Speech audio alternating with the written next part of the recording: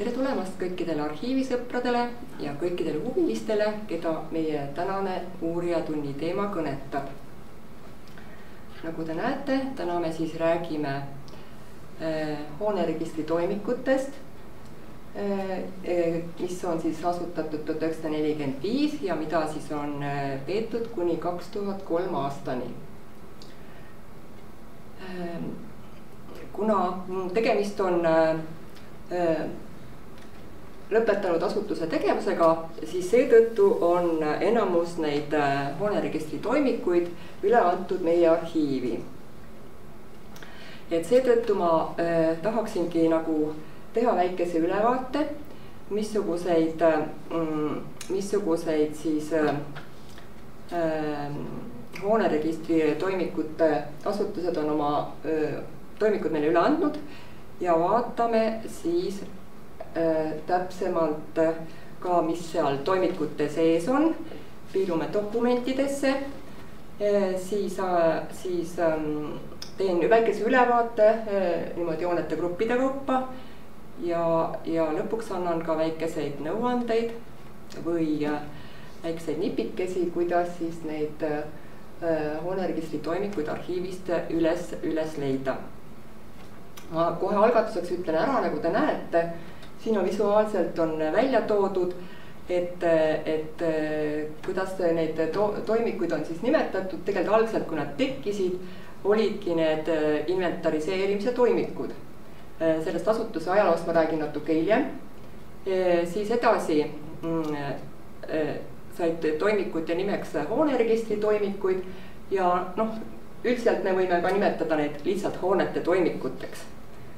Et seetõttu hoonete toimikud, nagu me teame, et seoses Nõukogude korra sissetulekuga 40. aastal kogu maa riigistati ja kõik kinnistud kaotati, maa oli riigi omand ning seetõttu ei saanud enam olla kinnistustoimikuid, vaid ikkagi hooned tuli arvele võtta ja need siis ühesõnaga võetigi siis arvele inventariseerimise büroodes. Et siis ühesõnaga jah, selles mõttes siin on väikesed näited teile, et kuidas need toimikud välja näevad, et kui nüüd inventariseerimise büroo tegevuse lõpetas 1993. aastal, siis löödi tempel peale, et selles mõttes oli õigusjärglane, ta oli siis järgmine vastav hooneregister, kes siis asus vastavas siis maakonna keskuses. Nii, ja nüüd siis vaatame, missugused arhiivitoimikud on siis meie arhiivi üle antud. Et nagu te näete, et pilt on päris kirju. Et võib-olla veel mainida seda, kes veel ei tea, kes on esimest korda meie uurimistunnis, et mis see Rahvusarhiiv siis üldse on. Et Rahvusarhiiv on meil siis riigiasutus, kes siis tegutseb 4 Eesti linnas, Tallinnas, Tartus, Rakveres ja Valgas ja meie materjalid on siis laiali 7 arhiivimajas. Ja seetõttu selgituseks, et kui te seda pilti praegu näete, et ühesõnaga need hooneregistri toimikud asuvad ka meil erinevates majades. Et ma alustasin Tallinnast, et võtan kogu üle Eesti pildi ja alustan Tallinnast, et meil need hooneregistri talituste arhiivifondid jagunevad niimoodi, et 6 arhiivifondi on Tallinnas, 6 on meil Tartus ja 3 arhiivifondi on meil Valgas. Niimoodi. Täpsustuseks ka neile, kes võib-olla kunagi on Rakveres käinud neid toimikuid vaatamas, et siis Rakvere arhiivist on kõik toimikud üle antud Tallinna arhiivi, Tallinna meie üksusesse. Ja siis vaatame, mis meil siis Tallinnas on. Rohkem on ikkagi meil kohaldatud sellist regionaalset poliitikat, et Tallinnas on meil siis Harjumaa valitsuse hooneregister, Ida-Viru, Jõgevamaa, Järvamaa, Lääne-Viru, Rapla ja Rapla ongi kõik, vabandust. et need on siis ühesõnaga hoiul meil Tallinna arhiivis ja kui kellelgi on näiteks huvi konkreetselt mõne toimiku vastu, siis füüsiliselt need toimikud on saadaval siis meie Tallinna uurimissaali kaudu, kellel on siis huvi kohale minna. Arhiivipäringuid esitades ei pea kuskile minema. Nii, edasi Tartus, vaatame, mis meil siin Tartus hoiul on. Tartus on meil siis olemas, on toodud meile Hiiu hooneregistri arhiiv, Lääne-maakonna, Pärnumaa, Saare, Tartumaa, Viljandimaa hooneregistri toimikud. Ja Valgas on siis väike kagunurgakene. Valga arhiiv hoiab meil siis Võru, Valga ja Põlvamaa hooneregistri toimikuid.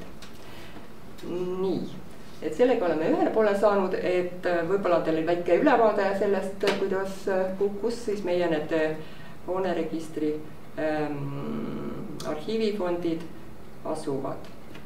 Nii, ja siis nagu alati on erandid, et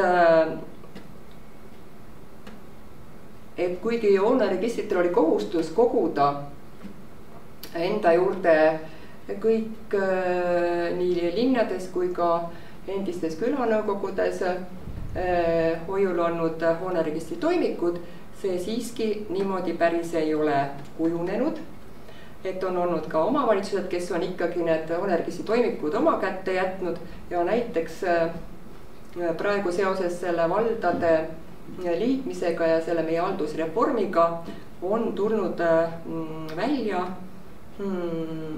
mitmete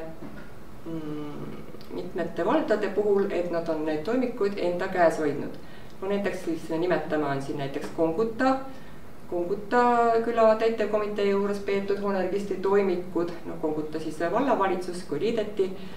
Pärast seda siis liiti, et need toimikud enam ei ole vaja ja need siis anti üle meie arhiivi, et näiteks seal on olemas 83 toimikut, säilitusühikut, edasi Rõngu, Tõstamaa, küla täitevkomitee juures peetud toimikud, 214 ühikut on siis meile üle antud suhteliselt hiljuti veel. Ja siis on Jõgeva küla täitevkomitee 164 toimikud, päris korralik arv. Ja siis ka veel Tabivere küla on 366 säilikut, mida on siis nagu peetud seal Tabivere täitevkomitees hiljem vallavalitsuses. Ja siis on tulnud meile huvitava leiuna ka meile endale üllatusena, et ja seoses ikkagi nende maavalitsuste kaotamisega on meile üle antud ka Tartu maavalitsuse juures hoitud siis hooneregistri toimikud, milleks on enamasti ikkagi sellised ühiskondlike hoonete toimikud, koolimajad, sööklad, rahvamajad. Et ühesõnaga see on ka väga põnev leid, et kes kunagi on otsinud andmeid selliste Tartu maakonna piires olevate hoonete kohta, siis võite uuesti pöörduda. Nii, edasi siis jätkame siis eranditega. Eranditeks on ka veel see, et on ka ikkagi veel hooneregistri arhiive, mis ei ole jõudnud meie nagu Rahvusarhiivi hoidlatesse. Ja siis see võib ka meelde jätta, et üheks suureks arhiiviks on Tallinna linnahoonete toimikud, mida siis säilitatakse Tallinna linnaarhiivis ja nendele on juurdepääs siis Tallinna linnaarhiivi kaudu. Edasi on erandina jäänud veel, tollal seoses ka selle veel omandireformi lõppemisega, on jäänud siis hooneregistri toimikud ka Pärnu linnavalitsuse juurde, siis mis seotud on Pärnu linnaga, et Pärnu maakonna toimikud on kenasti siin meie juures, aga Pärnu linnavalitsuse toimikud on veel linnavalitsuse juures, aga siin ka väike jälle tähelepanek, et lähiajal on need ka meie arhiivi üleandmisel, et praegu need seal korrastatakse ja varsti nad jõuavad siia meie arhiivi. Nii, erandina on veel toimikud. Narva linna toimikud asuvad Narva-Jõesuu linnavalitsuses. Ütlesingi Narva-Jõesuu toimikud. Ja siis on veel Jõhvi linna hooneregistri toimikud asuvad endiselt Jõhvi vallavalitsuses, on sealt kättesaadavad. Ja siis üldse ei välista, et hooneregistri toimikud võib veel leiduda veel meie praeguste valdade arhiivides, et eks siis lähitulevik näitab, kas need meile üle antakse seoses selle arhiivide korrastamisega või mitte. Et võib-olla mingil ajal saame siis selle joone alla tõmmata. No nii, nüüd me oleme siis rääkinud, mis meil siis on ja kui meil ei ole, et kus siis on, et kus saab siis nende hooneregistri toimikutega vajadusel tutvuda või nendest päringuid tellida. Nii, aga nüüd ma siis hea meelega natuke räägin sellest ajaloost, et kuidas need siis hooneregistri toimikud tekkisid. Et vaatame siis, läheme siis tagasi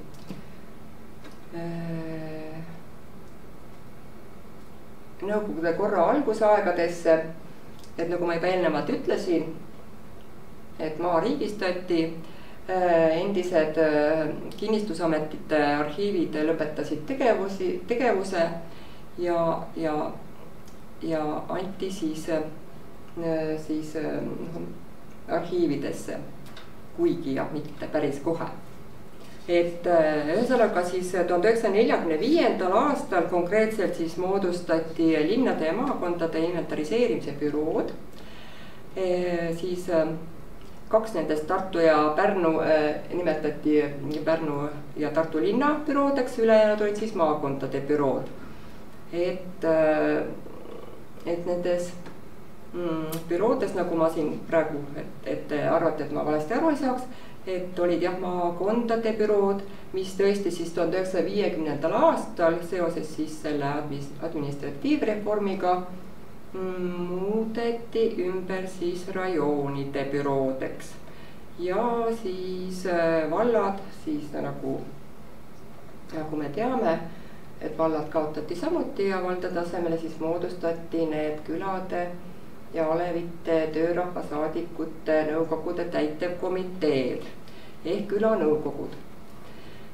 Niimoodi ja ühesõnaga see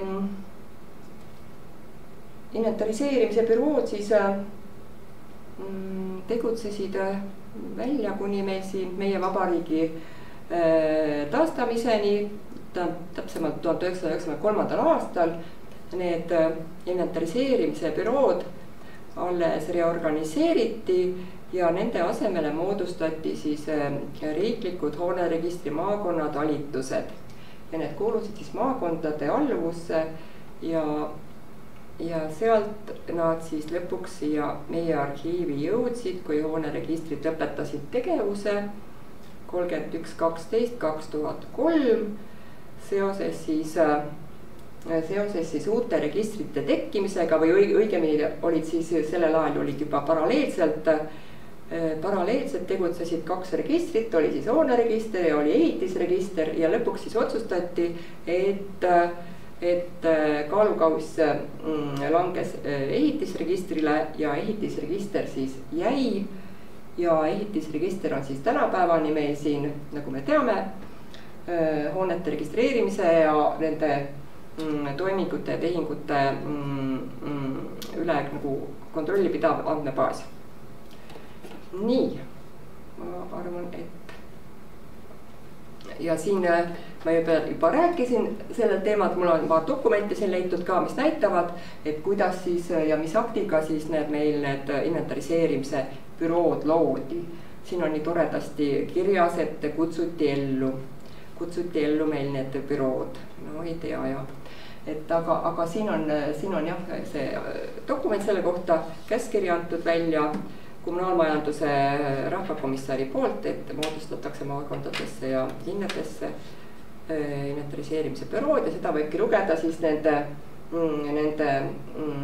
ka toimikute alguse ajaks, sest et kui me vaatame need esimesed toimikud, siis noh, me tõesti võime märgata toimiku kaandel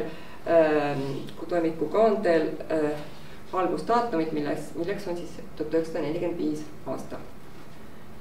Nii. Ahah, siin üks väike selline dokument ka, mis tõendab seda, et mille baasil need inventariseerimise bürood siis tegutsema hakkasid. Tegelikult oli juba määrus, Eesti NSV määrus 41 selle kohta, et endised kinnistusametite arhiivimaterjalid tuleks üle anda kommunaalmajanduse osakondadele. Ja siin on üks näide sellest, kuidas Tartu siis kinnistusamet on siis juba 41. aastal on tehtud akt endise Tartu kinnistusameti materjalide üleandmise kohta Tartu kommunaalmajanduse osakondadele. Et siis juba algas tegelikult juba see hoonete üle siis arvestuse pidamine nõukogude aja korra kohaselt, eks ju. Enamus maju, nagu teada, olid juba selleks ajaks natsionaliseeritud. See protsess jätkus ka hiljem, aga ühesõnaga, et see on nagu huvitav seik, et tegelikult need on nii seotud materjalid, et need kinnistusameti materjale hoiti veel nendes inventariseerimise büroodes kuni seal 50ndate keskpaigani, mõnedel juhudel isegi veel kauem, et siis selgus, et inventariseerimise büroodel enam neid dokumente vaja ei ole, kõik andmed olid sealt välja vaadatud oma toimikute tegemiseks, et ühesõnaga need siis lõpuks need siis kinnistusametite materjalid anti siis üle meie siis riiklikesse arhiividesse, tollal siis Tartu oma antis siis üle meie Tartu riiklikusse keskarhiivi, ajaloo keskarhiivi ja siiamaani on need kinnistusameti materjalid meil siin kasutamisel ja põnev on teada, et jah, mitte nad ei jõudnud kohe peale 40. aastat siia arhiivi, vaid alles siis inventariseerimise büroodest üleandmise aktiga jõudsid need toimikud siia meie arhiivi 50, Tartu omad just 53–56. Nii. Ja siis, et nõnda siis ka teiste büroode puhul. Et nüüd me korra vaatame, ma tegin väikse väljavõtte meie AIS-ist, et kuidas on siis ka need hooneregistri nimed muutunud. Et see ongi täpselt, siin on väga hästi, on Pärnu hooneregistri puhul on tehtud see struktuuripuu, et algselt siis oli jah, see Pärnu maa inventariseerimise büroo, siis kui maakonnad kadusid, siis nimetati Pärnu inventariseerimise bürooks, siis 50ndate lõpus muutusid nad Pärnu tehnilise inventariseerimise bürooks ja siis hiljem siis veel ka enne seda, kui nad muutusid maakondade hooneregistri talitusteks, olid ka vastavates omavalitsustest, kas nad olid väikeettevõtted või munitsipaalettevõtted, et siin on selline tore selline struktuuripuu. Aga jah, see inventariseerimise büroo, et ma alguses jätsin ütlemata, et noh, see on meile selline võõrapärane ja nagu ühesõnaga arvata on, et siin ei olegi midagi palju arvata, on see nagu otsetõlge venekeelsest asutuse nimest, milleks Venemaal olid siis büroo Tehnichesko inventarisatsi, et need asutused olid Venemaal juba alustanud tegevust 1927 ja siis seoses jah, siis nõukogude korra üle siia kanna kinnitamisega, ühesõnaga need Vene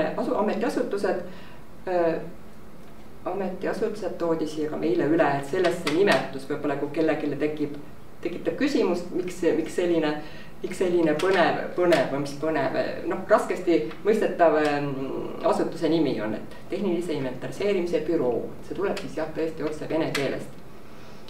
nii, et ühesõnaga see selleks. Nii, vaatame, mis siis meil järgmine slaid räägib siin. Ahah, et siis on tegelikult, et kunagi lõpuks ka toimikuteni jõuaks, et veel natuke ülevaatlikult põgusalt vaadata, millega siis need bürood tegelesid. Et inventariseerimise büroode ülesanne siis oligi siis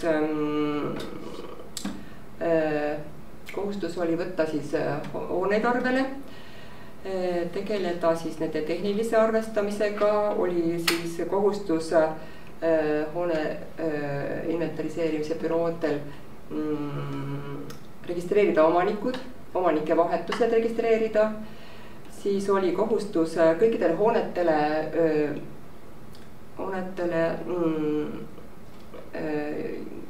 koostada inventariseerimise plaanid, nagu me nimetame, tänapäeval me ütleme, et need on mõõdistamise plaanid, et oli kohustus ühesõnaga kõik need tehnilised näitajad üles kirjutada ja samamoodi oli kohustus nende hoonete üle teha need hindamise aktid, et tegelikult see kõik põhines sellele, et kõik hooned olid vaja, aga läksid maksustamise alla. Et samamoodi Nõukogude korra ajal ei olnud siin päris nii lillepidu, eriti Nõukogude võimu algusaastatel, sest need hooned olid kohustatud, hoonete omanikud olid kohustatud maksma siis riiklikku kindlustusmaksu. Ja ka selle jaoks oli see arvepidamine oli väga oluline.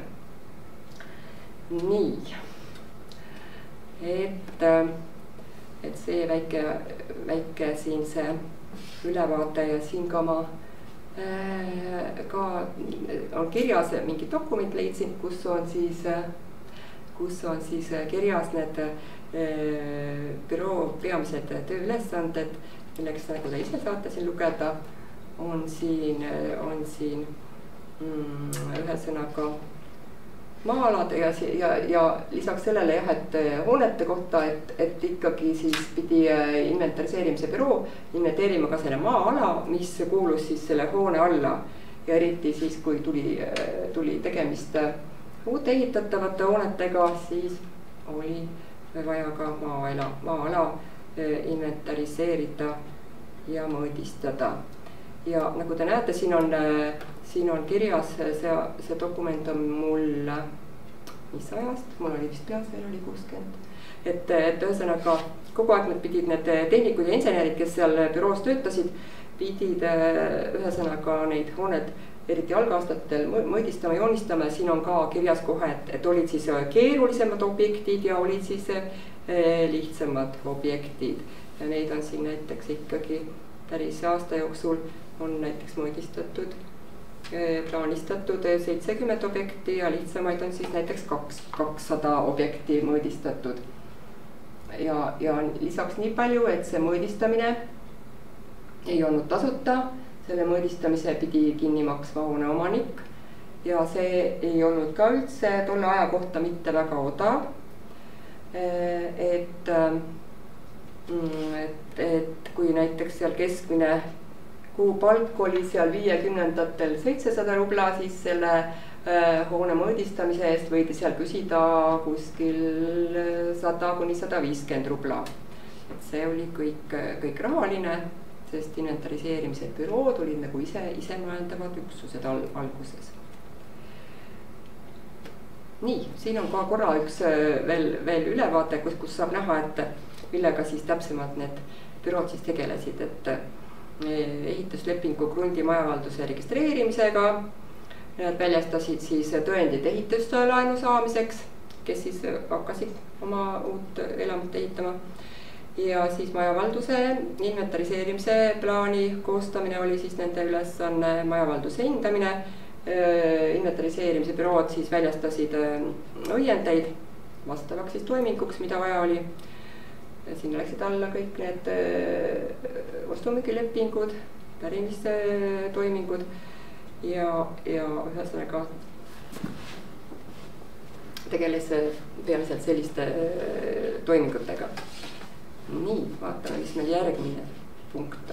Aha, siin on mul jälle tuleb sisse see dokument büroode reorganiseerimise kohta, mis siis jah, nagu ma enne rääkisin, lõpuks tänu siis Eesti Vabariigi taastamisele reorganiseeriti siis need bürood ja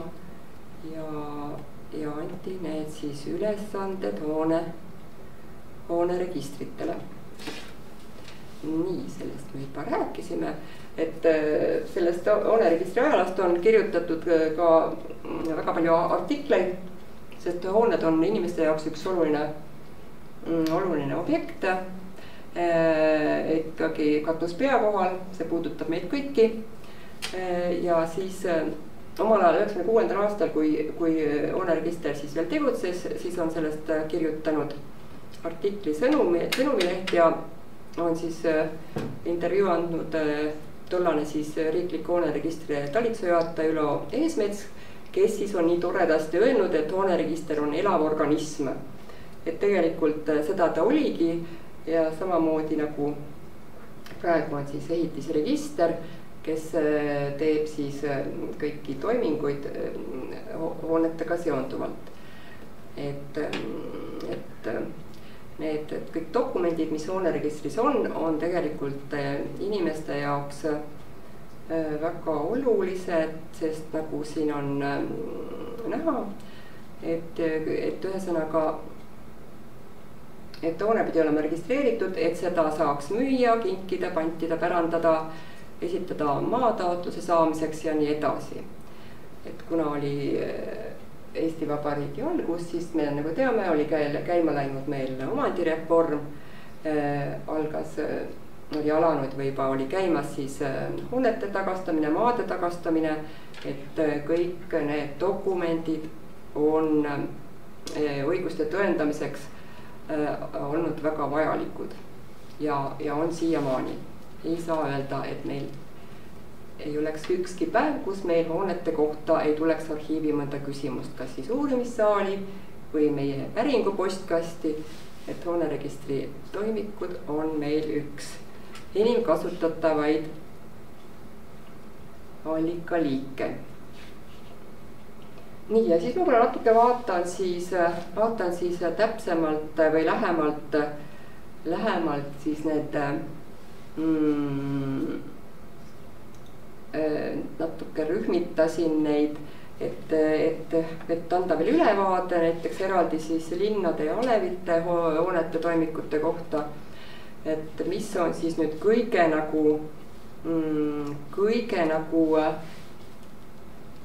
põhjalikumalt täidetud toimikud ja võib ka öelda, et kõige priskemad. Mul on siin välja võetud mõned toimikud, siin on praegu meil üks Tartu toimik, et üldjuhul näevad keskeltläbi sellised linnade hooneregistri toimikud välja nõnnapaksud, on ka muidugi paksemaid ja on ka hoone toimikud, mis on mitmes köites, need on eriti nende korrusmajade kohta, et ühesõnaga, et need on kõige paremini täidetud toimikud. Selles mõttes, et ikkagi need bürood nagu asutati algselt linnadesse ja maakondadesse ja nende linnade üle oli siis büroodel kõige suurem nagu see kontrolliõigus ja kõige lihtsam oli neid registreid siis seal arvele võtta ja nendega toimetada. Vaatame siis edasi, et mis dokumendid siis meil siin linna näiteks hooneregistri toimikus on. Kõigepealt mul on siin välja võetud näituseks üks Raatuse 61 toimik, kus on siis sees hoone teateleht.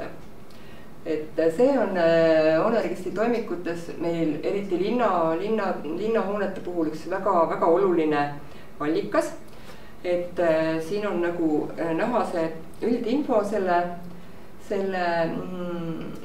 hoone kohta, selle kohta, sest siin on ka viide selle endisele kinnistustoimikule, mis puhul me näiteks praegu näeme ka, et siin on kirjas endine kreposti number 343, et siit me saame praegusel ajal kohe sammu tagasi astuda ja saame sellele nagu hooneregistri toimikule leida ka nagu siis selle vana siis selle endise kinnistustoimiku nagu järje, et need toimikud, mis siis lõpetati 1940. aastal, et selles mõttes on see info siin meile arhivaaridele, ma arvan ka teistele, kes oskavad seda märgata, on väga oluline.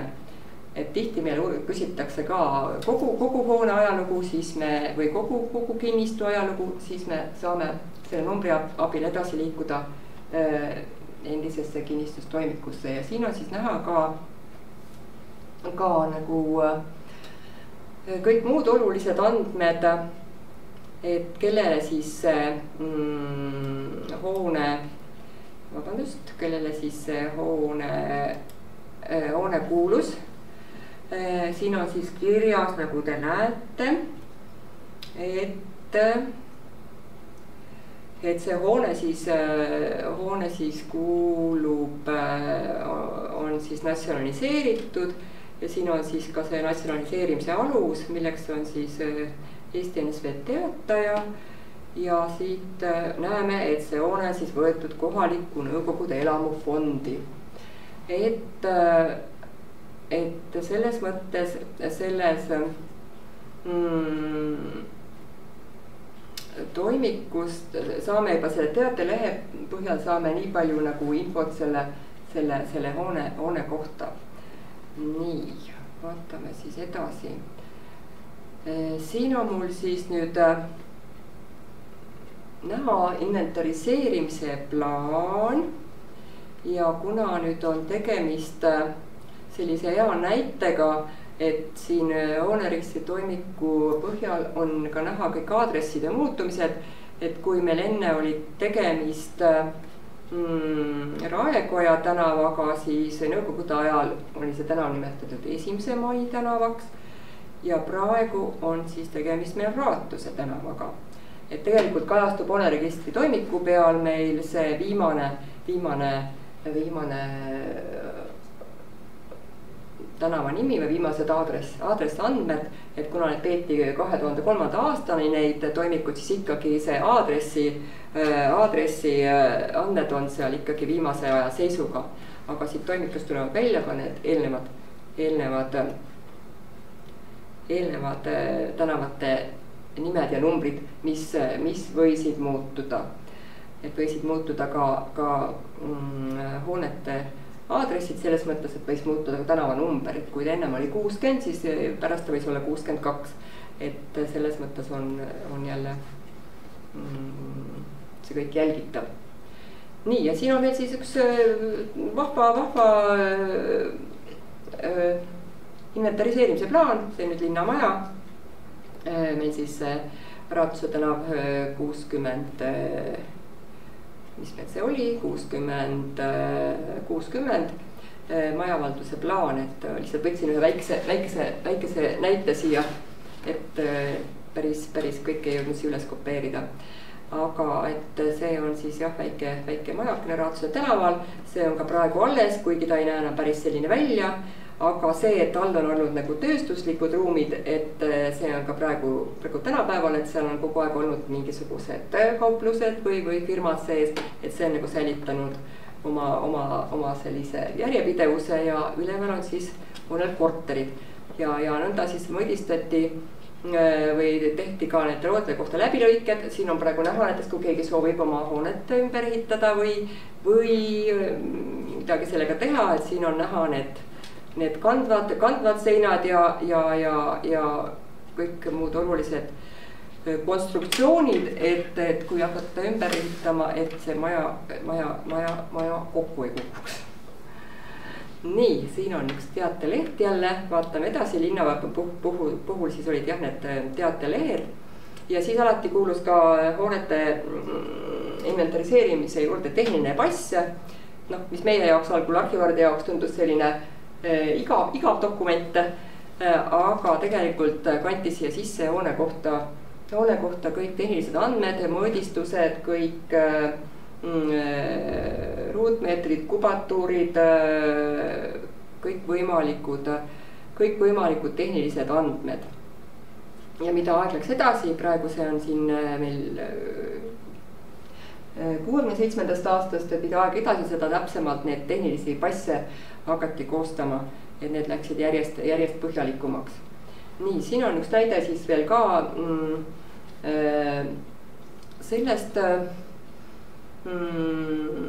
linnamaja nagu individuaalelamu projektist, et ikkagi nõukogude ajal oli võimalik oli ikkagi ka eraisikutel ehitada, oli võimalik ehitada individuaalelamuid, nii neid nimetati, sest nõukogude ajal ei olnud eramajad, sest eraomandit ei olnud meil nõukogude ajal, et seetõttu on sellised toredasti nimetatud individuaalelamud ja neid ehitati nii linnas kui maal ja selleks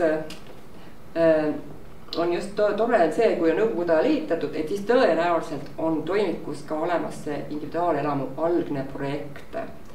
Et siin on näiteks mul jah, võetud üks väike näidis, see on Tartu linn ja ma ise näen nii halvasti, aga see peaks olema, kas see oli Riia tänav?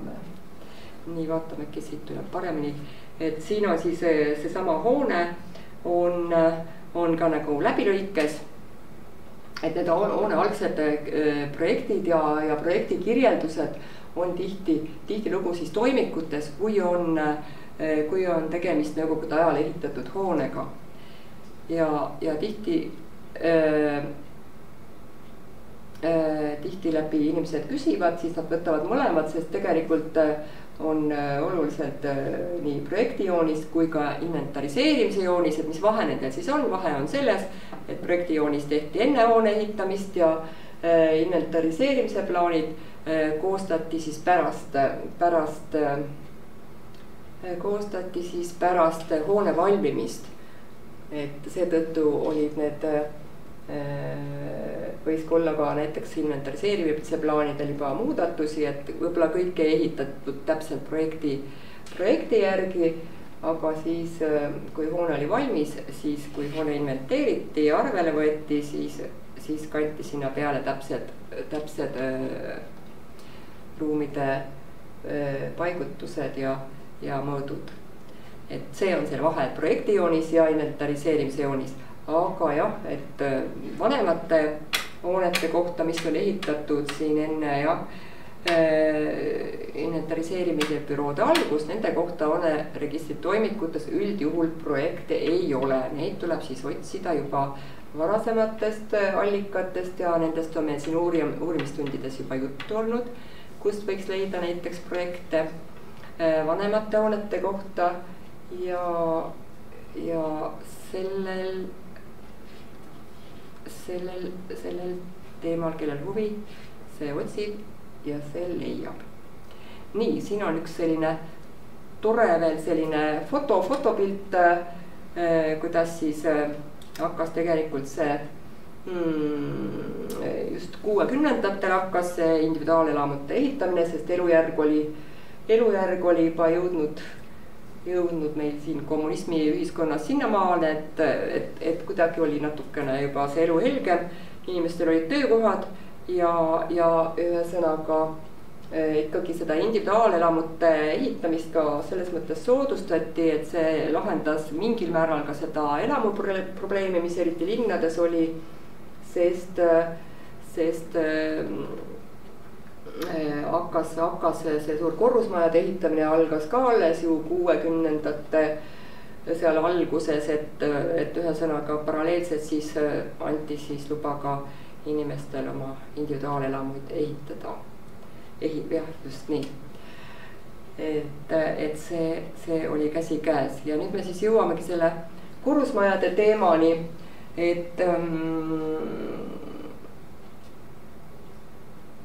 ühesõnaga, nagu me siin teame, üle kogu Eesti, nii linnad kui asulad on siis täis neid nõukaajal ehitatud korrusmaju ja selles mõttes oli see inimestele selline no ikkagi suur võimalus saada endale paremaid elutingimusi, saada endale kortereid ja sellega nagu meelitati siis ikkagi inimesi seda oma ühiskonnakorda ka toetama, et see oli suur boonus, see elamuehitus, miks hakati nii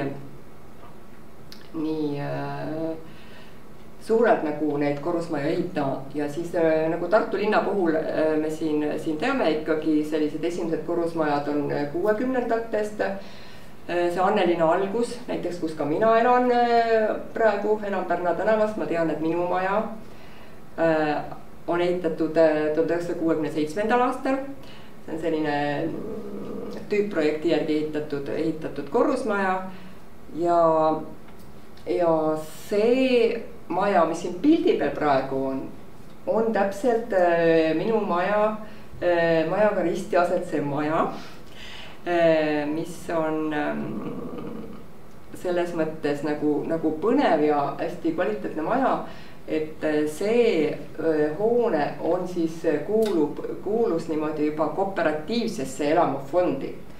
Et kui minu maja, mis on Pärna tänaval, on ehitatud nagu kommunaalosakonna poolt ja on ehitatud nagu riigi rahade ees nii-öelda ja kuulus Nõukogude elamufondi, siis see hoone siin kuulus kooperatiivsesse elamufondi, mis tähendas seda, et juba inimesed ise ostsid need need korterid ostsid endale välja. Et selles mõttes ei nimetatud neid jälle erakorteriteks, vaid nimetatigi neid kooperatiivelamuteks või kooperatiivkorterid.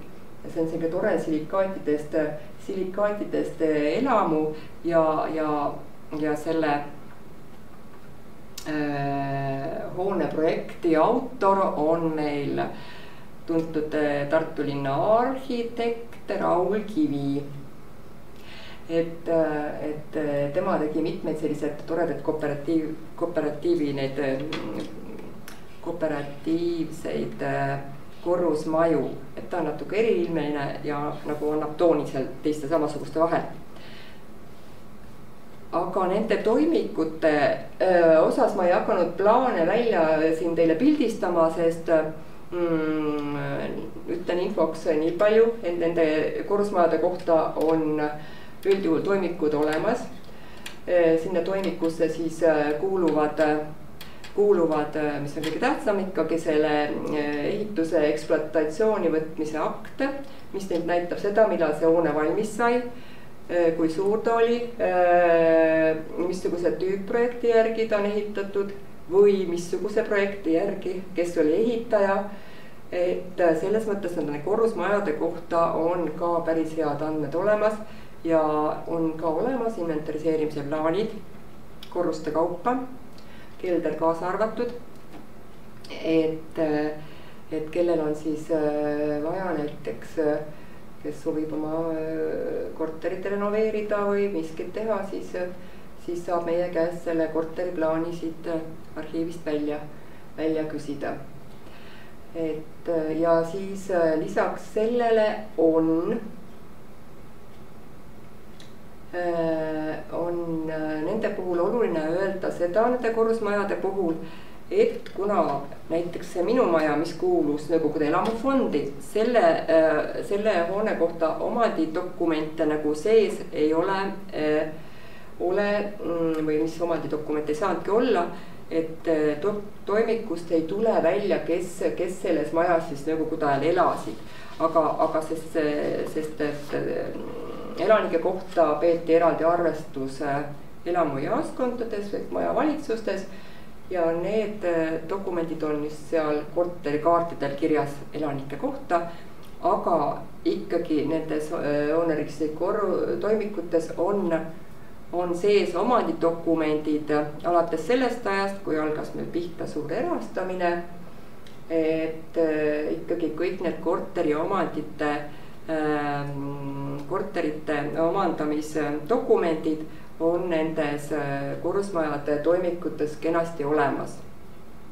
Natuke keerulisem lugu on meil kooperatiivse elamufondiga, sellepärast, et kooperatiivid olid nagu isemajandavad üksused, neil oli oma kooperatiivi põhikiri ja kuna need olid välja ostetud korterid, siis nende kohta tavaliselt me oleme hädas, kui inimesed küsivad omanditõendit, sest tegelikult seal on omandiõiguse tõenduse aluseks on see, kui inimene oligi siis selle kooperatiivi liige ja põhikirja järgselt selle kooperatiivi liige. Aga tihti meile neid kooperatiivi ühistute või kooperatiivide hiljem nende ühistute materjal üle ei ole antud.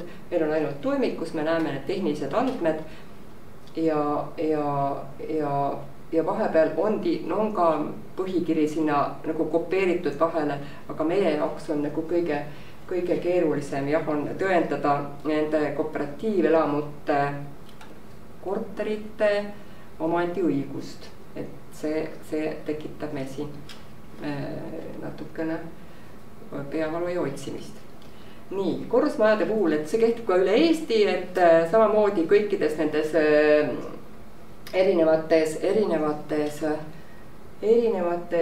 arhiivides ja erinevates arhiivifondides on samamoodi korrusmajade toimikud olemas.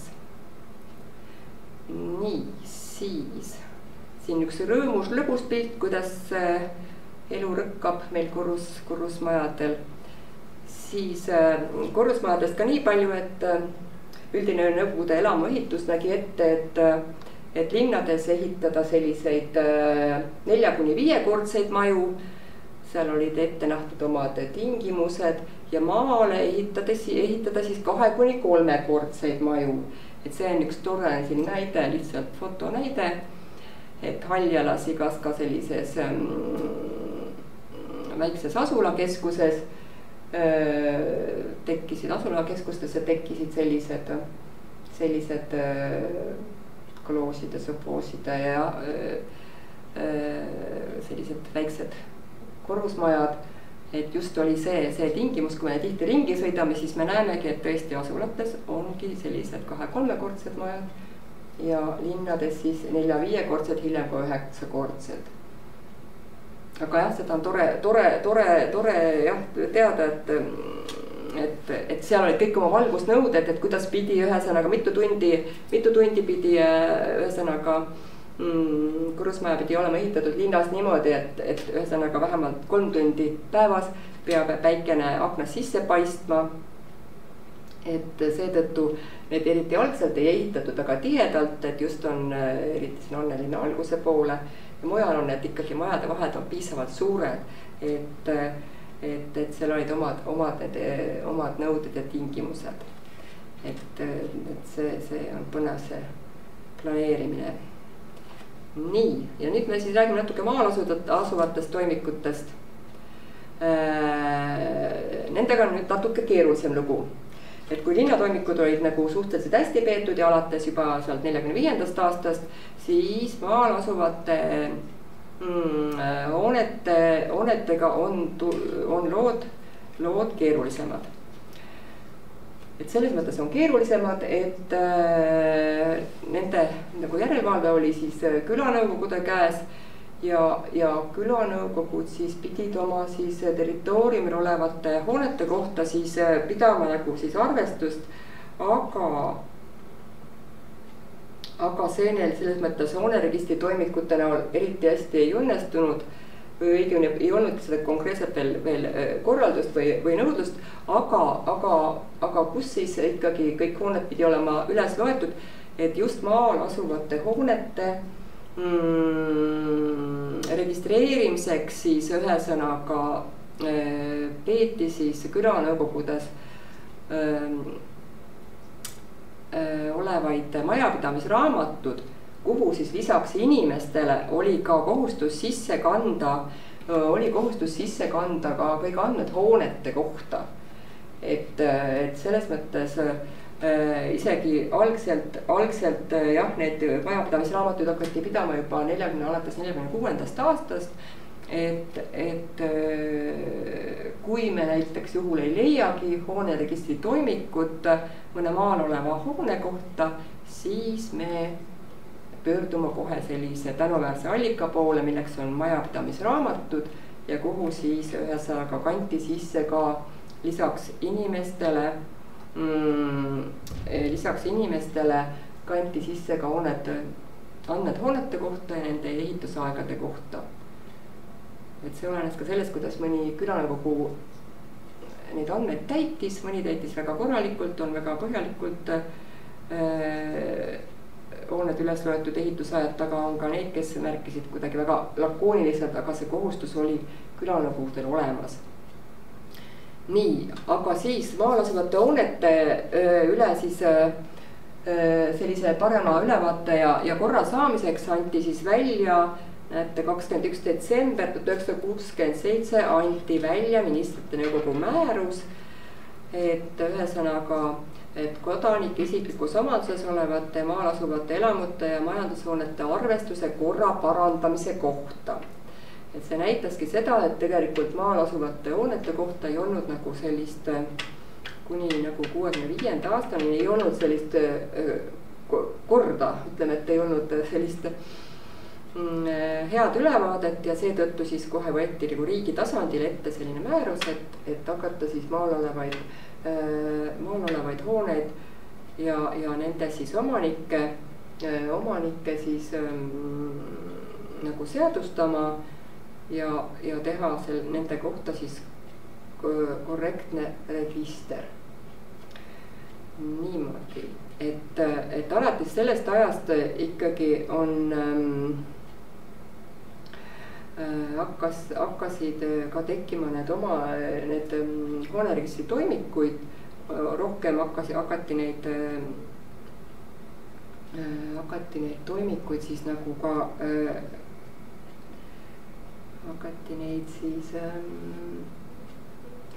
koostama. Kuigi neid oli ka varasemalt olemas, aga see oli seotud sellega, et kui kellelgi ikkagi vaja mingit tehingut oli teha, müüa või osta, siis ikkagi see toimika juba oli seal külanõukogus tekkinud, aga just alates siis 70-ndatest sai ka maal siis hoonete asi nagu rohkem kontrolli alla, et tekkis selline ülevaade nii hoonetest kui nende omanikest. Nii, ja siis on mul siin mõned näited siis nende maakonna maal asuvate hoonete kohta. Ma võtsin siit ühe selle Kõo valla näite välja. Kõo küla täitevkomitee territooriumil asuv siis elamu ja siin on siis kirjas ka, et kuidas siis ja mille alusel registreerida siis, et ühesõnaga see hoone siis endine Allikatalu hoone siis registreerida siis kodanik Supp Hansu nimele, Hans Supp. Nii, ja siis oli selline rahvareedet välja töötatud tempel, et kõik täitevkomiteed siis ühesõnaga oma otsusega kinnitasid siis selle omandi ja igasse siis hooneregistri toimikusse siis löödi siis see tempel, et see oli nagu nõukogude ajal siis nende maal olevate hoonetoimikute omandi alus. Just seesama täitevkomitee otsus, et sellega siis nagu kinnitati selle inimese omandi õigus, kuigi enne seda kinnitamist pidi ikkagi inimene tõendama, et mille alusel need hooned talle kuuluvad, kas olid siis juba vabariigi ajast pärit esivanematele kuulunud hooned või siis oli ta mingil muul moel selle hoone saanud, et enne seda ikka täitevkomiteest kinnitamist pidi inimene tõendama, et kuidas, mille alusel need hooned talle kuuluvad, kus ta elab. Ja seejärel siis tehti see tempel toimikusse. nii, nüüd on selline tore näide ka sellest samast täitevkomitee territooriumil olevast hoonest, et on ka üksikuid toimikuid, ütleme üksikuid toimikuid, et kus on siis sees ka need hoonete fotod. Et mis on nagu väga magus asi, sest tihtipeale just meie käest küsitakse, et palun hoonete kohta kõikvõimalikud andmed, sealhulgas fotod. Et on üksikutes toimikutes fotod, aga ma ei julge isegi seda protsenti välja pakkuda, see võib olla mingi väga väike, paar protsenti kogu sellest 250 000 või sinna kanti võib see meie toimikute arv jääda, hooneregistri toimikute arv võib-olla isegi rohkem. Et nendest jah, aga ikkagi on võimalus leida ka toimikutest fotosid, et see on eriti suur rõõm. Ja siis on siin see maal asuva hoone majavalduse, nimetati need majavaldusteks. Majavalduse inventariseerimise plaan, siin on ka asendiplaan, kui midagi siin ehitati ümber, siin on näha, et vana maja on lammutatud, kõrval on uus hoone ehitatud, siis on see siin asendiplaanid kõik märgitud.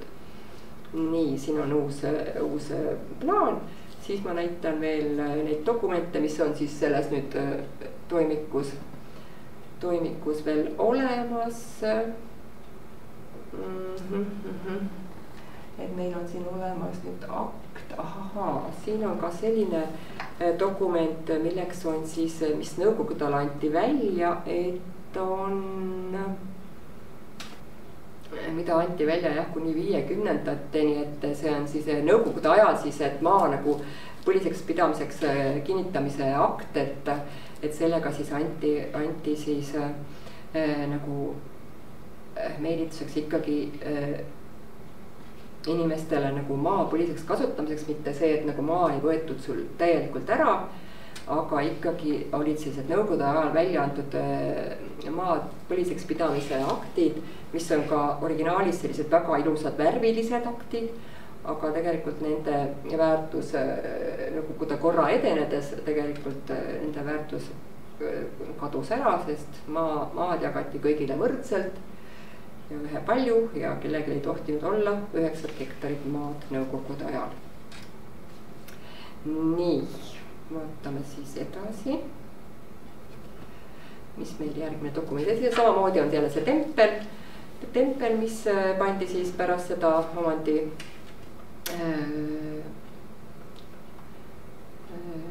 registreerimist. Nii, ja siin on siis jälle üks väljavõte, et ühesõnaga, siin on üle antud hoopis Kuusiku-hooned ja on hoopis saanud Allika taluks. Ja mis on siis veel toimikutes on väga head asjad on siis need kindlustuslehed, et kindlustus ametnik käis siis teatud aja tagant neid hooned hindamas, et jälle ikkagi seda ühesõnaga, et sellele hoonele oleks oma hindamisväärtus, et selle ajal ikkagi seda kindlustusmaksu siis inimesele määrata, et sellepärast neid hooneid aeg-ajalt ümber hinnati ja siia kanti tavaliselt ka peale need hoonete ehitusajad, et siin on ka toredasti näha, et Rehe hoone näete on ehitusaeg siis 1928, Rehe alune lausa 1870, Küün 38, Kuur 44 ja Ait 65, et need kindlustuslehed on ka just, kus on ikkagi peale need ehitusajad, kuigi siin peab jälle ütlema, et need ei pruugi olla 100% täpsed, et need on ikkagi üles antud nagu inimeste nagu ülesütlemise järgi, aga noh, üldjuhul nad ikkagi viitavad sellele ajajärgule ja sellele kümnendile vähemalt, millil see hoone siis võis olla ehitatud.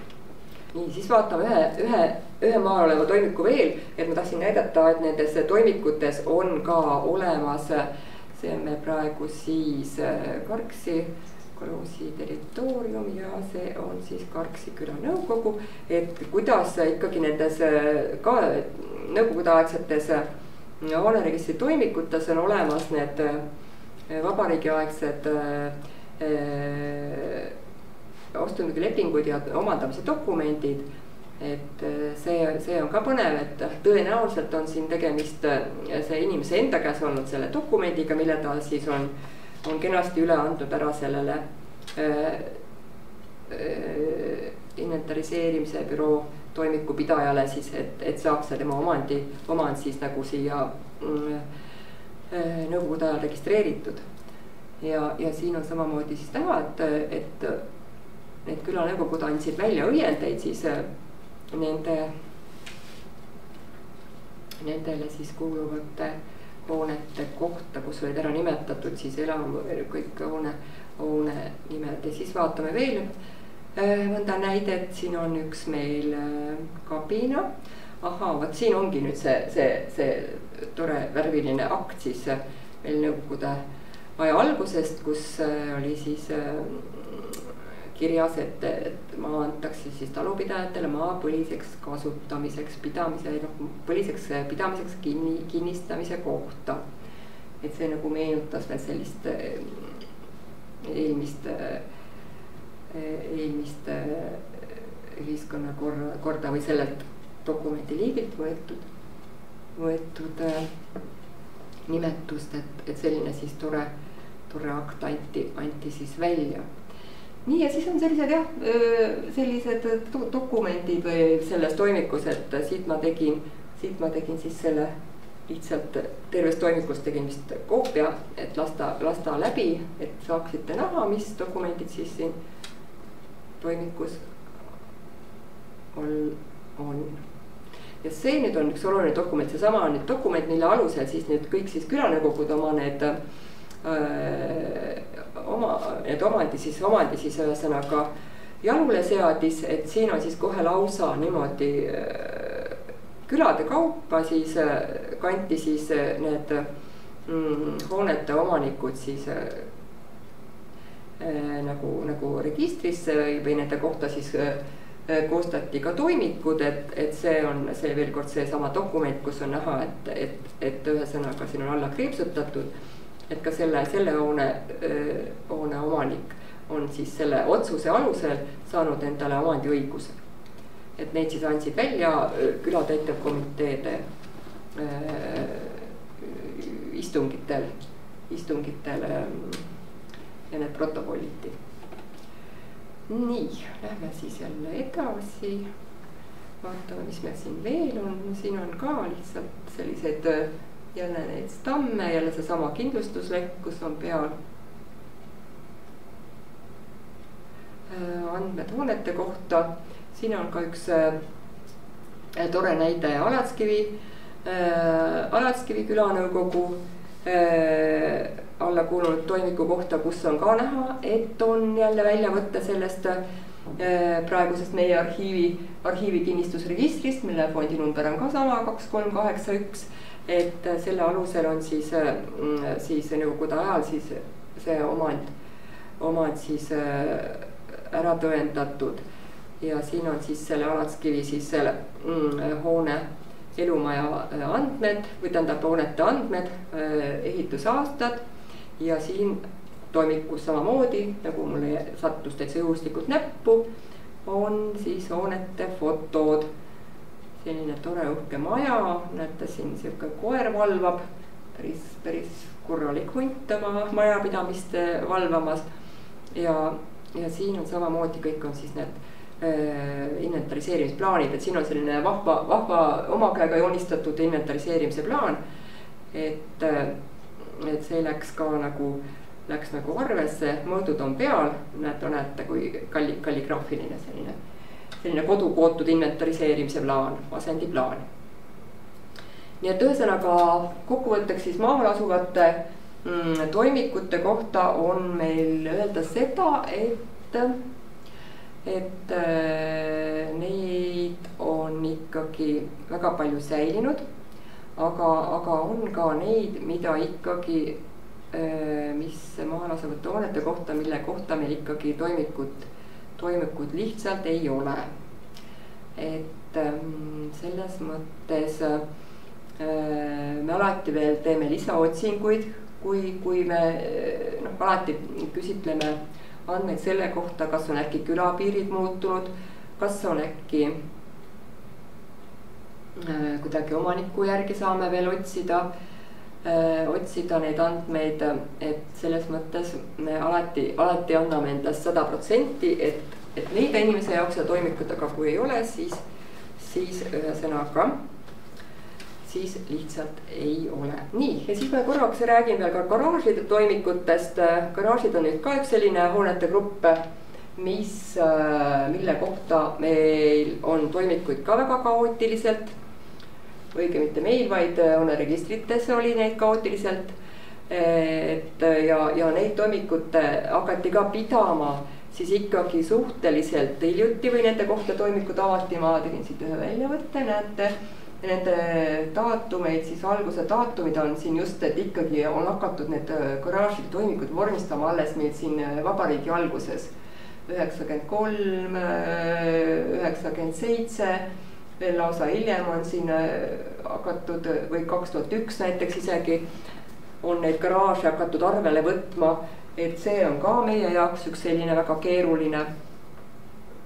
keeruline siis nagu keeruline hoonete tüüp, mille kohta andmeid leida. Kui on toimik, on väga hästi, kui ei ole, siis me peame hakkama lihtsalt otsima muudest allikatest. Näiteks siis ikkagi garaaži ehitamiseks pidi ikkagi kohalik siis täitevkomitee, oli see siis linnas või maal, pidi ikkagi andma selle nagu maaeralduse ja siis ehitusloa. Et siis me peame hakkama lihtsalt neid andmeid otsima, aga selleks meil on vaja teada ikkagi seda garaaži ehitamise suhteliselt täpset aega.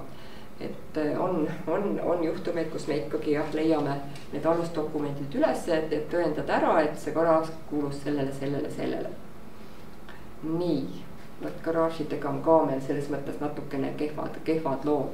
Siin ka üks garaaži veel inventariseerimise toimiku näide, et tüüpiline asendiplaan, siis on siis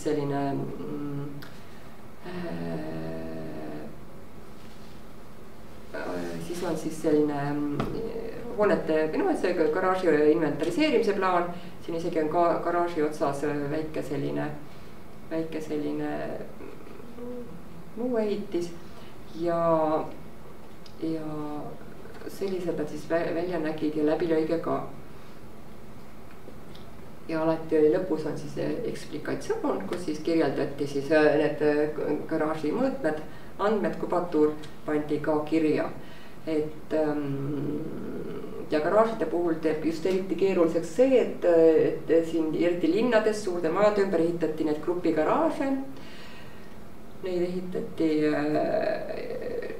ka tihti jäeti need asjad nagu poolikuks, vormistamine jäeti poolikuks ja siis tänapäeval on suhteliselt raske neid üles leida, aga alati ikkagi, kui vaeva tasub pöörduda, üritame otsida ja õnne korral ka leiame. Nii, ja siis järgmiseks, viimaseks grupiks on meil siis, võtsime suvilate toimikud. Et suvilate toimikutega on natuke parem kui garaažide toimikutega, sest ikkagi nende ehituse algus jääb ka sinna juba 60ndate lõppu. Et nagu me teame, siis suured need aianduskooperatiivid või suvilate kooperatiivid eraldati siis juba linna täitevkomiteede poolt kuskil seal 60ndate lõpus. Suuremad teadaolevad on meil siin Tartu ümber näiteks on siin Ihaste suvilakooperatiiv, siis mis sai alguse, mille planeerimist alustati 68. aastal. Ja samamoodi siis Elva lähedale siis Peedule, kuhu oli hea rongiga sõita linnainimesel. Et ka Peedule siis umbes samal ajal siis alustati nende suvilate ehitamist. Ja nende osas on siis ikkagi see toimikute olemasolu, mida varem ehitatud, seda suurem tõenäosus ja parem võimalus on seda toimikut siit arhiivist leida. Nii, ja siis ma võtsin kohe näite. See on päris hea näide, hästi eeskujulikult täidetud toimik, kus on tegelikult kõik asjad ja see kõik see toimingute ja tehingute kord on näha, kuidas siis suvilate ehitamiseks vajalikud dokumendid kõik on siin toimikus olemas. Ma küll võtsin sellise näidise, ma lasen dokumentidest kähku üle, aga siin ei ole midagi sellist, kus võiks midagi olla sellist, mida ma ei võiks väga näidata. Nii, et siis kõigepealt oli vaja maad, et see on siis anti suvila ehitamiseks tähtajatu maa kasutamise leping, see on siin ilusti olemas, siin on peal, mille alusel. Siis järgmiseks dokumendiks on siis seletuskiri, mis siia tuleb sellele krundile, siis on olemas siin kenasti krundiplaan. See on siis projektiplaani osa. Nii, siis on olemas projekti joonised, missugune see suvila siis välja hakkas nägema. Siis on siin läbilõiked, siis on siin samamoodi läbilõikid ja isegi näete selline kloseti selline tüüp projekt on olemas siin, et kuidas siis, kellel vaja saab võtta šnitti siit toimikust mõned koopiad välja. Ja siis on siis näha, millal see hoone siis suvilahoone valmis sai, on riikliku vastuvõtukomisjoni akt. Siin on peal ka kõik vajalikud andmed, nagu näete, saate siit ise lugeda.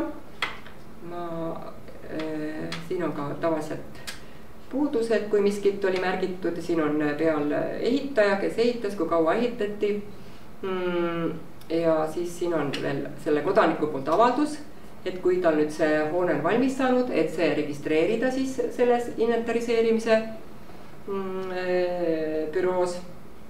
Et selles mõttes on kõik on siin väga korrektselt täidetud, et mulle kohe toimik nagu, see on selline esindustoimik, et kõik nagu dokumendid on olemas siin.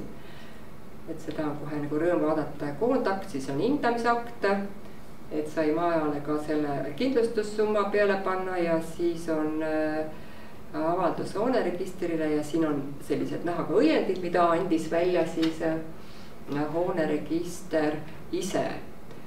Et hooneregister, hoone ülevaatuse akt on siin veel, siin on lõpus on veel krundiplaan ja siis on veel maakasutuse õiguslik alus, siin on kõik võimalikud asjad olemas ja lõpus on ka veel inventariseerimise plaan. Et see on selline väga tore ja täiuslik toimik võib öelda. Ja selle lõpuks ma näitan teile toredat pilti, kuidas siis elu käis suvilas Peedul 69. aastal. Et see oli nagu inimesele selline suur rõõm saada oma linnakorteri kõrvale suvila, kuhu siis suveks siis linnast maale ära põgeneda. Nii, ja siis ma korra veel mainin ka seda, et väga palju ikkagi hooneregistri toimikute hulgas on meil siis olemas neid ühiskondlike hoonete toimikuid, et selle kohta, kui te teete otsinguid, siis lihtsalt tasub sisse panna meile ikkagi selle hoone nimetus, aga kuna meil kõik hoone registrid on väga erinevalt kirjeldatud, siis tihtipeale ei pruugi ikkagi need sellise üldotsinguga need hooned välja tulla. Aga siis on jah, et ühesõnaga ühiskondlikud hooned siis, et nende kohta ka on tegelikult toimikud, oli kohustus toimikud pidada ja nende kohta siis tasub ka tasub ka siis toimikuid otsida ja nagu ma ütlesin, just Tartumaa osas anti just hiljuti üle terve hunnik Tartumaa ühiskondlike hoonete toimikuid, et võib-olla keegi on kunagi otsinud, aga soovitan jah uuesti pöörduda. Nii, ja siis hakkab asi minema lõpupoole, aga ühesõnaga panin siis siia pealkirja et mis siis saab, kui hooneregistri toimikut ei ole. Jah, et kindlasti see ongi esialgselt kas siis uurija jaoks või siis arhiivipäringu jaoks kurvastav. Et selles mõttes ongi kurvastav, et ei ole meil seda toimikut, kus on tegelikult hoone kohta kõik asjad kompaktselt koos.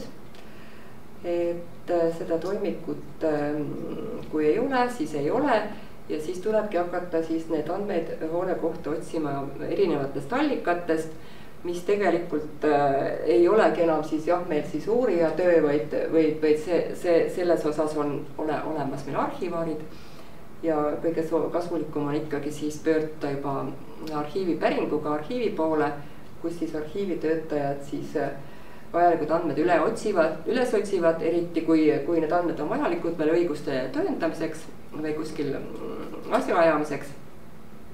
Et siis soovitame ikkagi pöörduda meil siis arhiivi ja arhivaride poole. Nii. Ja siin ma niimoodi tegin väikese väljalõike ka ühest päringust, mille autor olen mina ise. Et ühesõnaga, et siin ongi just inimene küsib lugu selles, et on vaja hoonete andmeid ikka ehitisregistrisse kandmiseks. Et ehitisregister minu arvates on ka nagu selline asutus nagu Tallinna linn, mis ei saagi kunagi valmis, loodame, et saab ükskord, aga siiamaani meil inimesed kannavad veel hooned ehitisregistrisse ja selleks ikkagi neil on vaja ära tõendada hoonete olemasolu ja hoonete ehitamise aeg ja siis nad pöörduvad selleks meie siia arhiivi poole. Ja siin näiteks päringus ma lihtsalt alustangi selle lausega, et lihtsalt puudub hooneregistri toimik, et tuleb siis andmed otsida muudest arhiiviallikatest ja antud juhul siis ongi näha, mida on siis siin teadlasest kasutatud, on sama, mis ma rääkisin, on see endine kinnistusamet, siis ma olen kasutanud näiteks antud juhul siis Varbla täitevkomitee need majapidamisraamatuid, millest ma rääkisin, kus on siis majapidamisraamatutesse kanti sisse need hoonete ehitusajad. Edasi olen siis kasutanud ka riikliku notariaalkontori arhiivi fondi, kus on olemas siis selle konkreetse kodaniku pärimistoimik ja pärimistoimikusse tavaliselt ka küsiti siis see õiend talle kuulunud hoonete kohta. Et niimoodi siis riburada neid dokumente me siis mis otsime ja selle vastus valmis siin nikerdame. Et niimoodi. Ja siis nagu ring saab peale tehtud, et ma panin siia veel kirja ka, et missugustel eesmärkidel siis meile siia arhiivi pöördutakse, et missugustel eesmärkidel, et hoonete kohta siis andmeid saada. Et need on just rohkem nagu päringute vormis, et on siis kõige olulisemad asjad, dokumendid, mille kohta huvi tuntakse või on vajadus, need on siis ikkagi hoone omandiõiguse dokumendid. Selle jaoks pöördutakse siia arhiivi, et saada siis toimikust omandiõiguse dokumenti, siis on vajadus inimestel hoonete eluruumide remondiks, ümberehitamiseks, käivad suured renoveerimistööd, korrusmaju näiteks siin väga tõhusalt renoveeritakse, et kõikide nende eelnevateks töödeks on vaja siis ka arhiivist neil välja võtta ka siis plaanid või muud dokumendid. Siis veel jah, panin küll kolmandaks, aga tegelikult oleks pidanud panema esimesele kohale, et on ikkagi, küsitakse andmeid hoonete ehitisregistrisse kandmiseks. Et see kestab, et selle jaoks on kindlasti arhiiviteatist vaja, et saaks oma hoonet ilusti ära seadustada ja ehitisregistrisse kanda. Ja siis veel on meie arhiiviteatised vaja siis sel puhul, kui on ikkagi erinevate toetuste saamiseks, et veel siin niimoodi perioodidena käivad need kampaaniad, kui siis antakse siis kodanikele või ühistutele antakse siis renoveerimistoetuseid, siis on muinsuskaitsealased toetused, katusetoetused, kaevutoetused ja ühesõnaga kõikide selliste toetuste taotlemiseks tavaliselt on ka tarvis siis seda arhiivi teatist. Nii, siis jah, veel milleks veel on vaja, siis on vaja hoonete ehitusaja teada saamiseks ja siis loomulikult on inimestel isiklik huvi oma hoonete ajaloo vastu. Et see on ka viimasel ajal selline tõusev trend, sest nagu me teame, eriti koroona ajal ja pärast koroona aega on inimesed hakanud maale endale uusi vanu hooneid ostma ja siis kui noored endale kuskile maale vana talumaja ostavad, siis tihtipeale tuntakse huvi selle talu ajaloo vastu, et millal ehitatud, kes on seal elanud ja kõike muud, et ka selles mõttes isikliku huvi raames pöördutakse meil uurimissaali ja samamoodi esitatakse ka meile päringuid talu ajaloo teada saamiseks. Nii, aga siis ma arvan, et näete õhtu juba käes et ma olen enam-vähem ringi peale teinud ja siis tänan teid kuulamast, et loodan, et saite mõningaid uusi näpunäiteid või mõningat uut infot ja alguses ma unustasin ennast tutvustamata, kuigi nimi oli mul kirjas, et mina olen siis Margit Kõivja ja olen siis Rahvusarhiivi arhivar ja töötan siin Tartu Noorsoo tänava arhiivimajas. Ja et siis ma jätan siia lõpuks ka oma kontaktid, kui kellelgi veel tekkis mõni küsimus või täpsustus, siis võite nädala jooksul siis minu poole pöörduda. Aga suur tänu veel kord kuulamast ja ilusat päeva jätku!